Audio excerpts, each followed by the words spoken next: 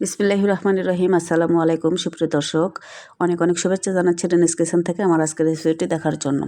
আজকে আমি শেয়ার করব চায়ের কাপে মেপে চুলায় বেকারি স্টাইলের পাউন্ড কেক।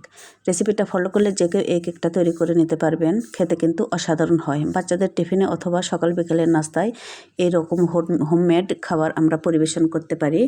রেসিপিটা কিন্তু অনেক সহজে আমি শেয়ার করেছি।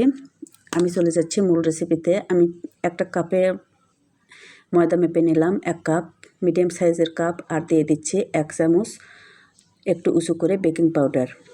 ময়দা আর বেকিং পাউডারটা আমি প্রথমে চেলে নেব আর একটা সাইডে রেখে দিচ্ছি।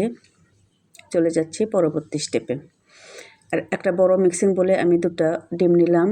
রুম টেম্পারেচারে থাকা ডিম নিতে হবে। আর কোয়ার্টার্স লবণ দিলাম। আর যে কাপে আমি ময়দা মেপে নিয়েছি সেই কাপে 1/2 কাপ আমি সুগার পাউডার দিলাম আর 1/2 কাপ দিয়ে দিলাম রান্নার সয়াবিন তেল।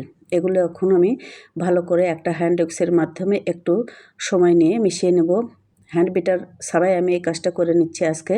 একটু সময় লাগবে, হাতে একটু ব্যথা হয়ে যাওয়ার উপক্রম হবে এরকম আর কি। তো একটু সময় নিয়ে আমি ভালো করে বিট করে নিলাম। আর দিয়ে দিচ্ছি 1/3 কাপ গুঁড়ো দুধ আর চেলে নেওয়া ময়দাটা, যেটা আমি আগে চেলে নিয়েছিলাম। অল্প অল্প করে ময়দা দিয়ে আমি ব্যাটারটা তৈরি করে নেব। আমি কিন্তু যেটুকু ময়দা নিয়েছি পুরোটাই ইউজ করব। সেক্ষেত্রে কিন্তু এখানে একটু লিকুইড দুধের প্রয়োজন হবে আমার। তো এ পর্যায়ে আমি 1/2 কাপের মতো লিকুইড দুধ দিয়ে দিচ্ছি আর বাকি ময়দাটাও আমি একসাথে নিয়ে নিলাম। এবার দুধের সাথে ময়দাগুলো একটু হালকা হাতে ভালো করে সময় নিয়ে এভাবে মিশিয়ে নেব। একটু সময় নিয়ে মিশাবো। এভাবে মেশাতে ব্যাটারের কনসিস্টেন্সিটা যখন এরকম পর্যায়ে আসবে তখন কিন্তু কেকটা তৈরি করার জন্য একেবারে পারফেক্ট ব্যাটার।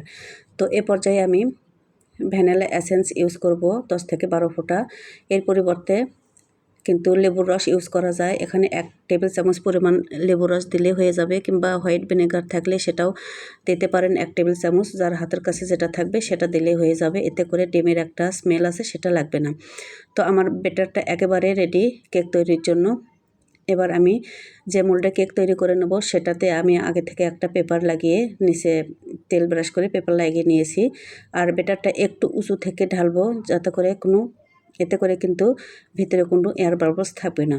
সবগুলো ব্যাটার নিয়ে নিলাম আর সামান্য একটু এভাবে ট্যাপ করে নেব, অথবা একটা টুথপিকের সাহায্যে একটু এভাবে ঘুরিয়ে নিলে ভেতরে কোনো এয়ার বাবলস থাকবে না। আর গার্নিশের জন্য এখানে নিয়েছি আমি কিছু কিশমিশ, কাঠবাদাম আর বাংলা বাদাম। এটা একেবারে অপশনাল, তবে দিলে খেতে কিন্তু অসাধারণ লাগে। যদি না থাকে হাতের কাছে স্কিপ করতে পারেন। সবগুলো নাটস আমি উপর থেকে দিয়ে দিলাম এভাবে। এবার চলে যাব কেকটা বেক করতে। চুলা অন করে আমি একটা হ্যাপি বাটন পাত্র নিয়েছি আর কেকের মোল্ডটা দিয়ে দিলাম। ঢাকনা দিয়ে ঢেকে দিচ্ছি আর ঢাকনার ছিদ্রটা বন্ধ করে দিয়েছি। আর চুলার হিটটা এরকম পর্যায়ে থাকবে, একেবারে মিডিয়াম টু লো হিটে। পাত্রের নিচে আমি কিন্তু তাওয়া ইউজ করিনি, যেহেতু এটা একটা ভারী পাত্র। আমি 20 মিনিট পরে ফিরলাম। পাত্রটা কিন্তু আমি চেঞ্জ করে নিয়েছি, কারণ কেকটা ভালোভাবে কুক হওয়ার আগে কিন্তু অনেকটা ফুলে উঠেছিল, একেবারে ঢাকনা পর্যন্ত উঠেছিল। যার কারণে আমি পাত্রটা চেঞ্জ করে বড় পাত্র ইউজ করেছি। তো মাশাআল্লাহ দেখতেই পাচ্ছেন কেকটা কেমন লালচে হয়েছে। এখানে আর চেক করার কিছু নাই।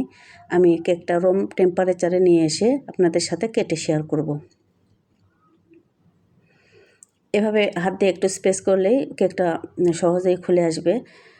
আর সাইডে যে কাগজগুলো দিয়েছিলাম সেটা তুলে আমি কেটে আপনাদের সাথে শেয়ার করব। তো দর্শক দেখতেই পাচ্ছেন কেকটা কিন্তু অনেক স্পঞ্জি হয়েছে, খেতেও কিন্তু মাশাআল্লাহ অনেক মজার হয়েছিল। আশা করছি আজকের ভিডিওটি আপনাদের ভালো লাগবে। ভালো লাগলে একটা লাইক দিন, সেই সাথে চ্যানেলটি সাবস্ক্রাইব করে সাথে থাকার অনুরোধ জানাচ্ছি। আর ফেসবুক পেজ থেকে যারা দেখছেন তারা প্লিজ পেজটি ফলো করে নেবেন। আর এরকম মজার সহজ রেসিপি পেতে পেজটি ফলো করে নেবেন। আমার আজকের রেসিপি দেখার জন্য সবাইকে অনেক অনেক ধন্যবাদ জানাচ্ছি। আগামী রেসিপির দেখার আমন্ত্রণ জানিয়ে আজকে বিদায় নিচ্ছি। হোমমেড সব খাবারই কিন্তু স্বাস্থ্যকর। আল্লাহ হাফেজ।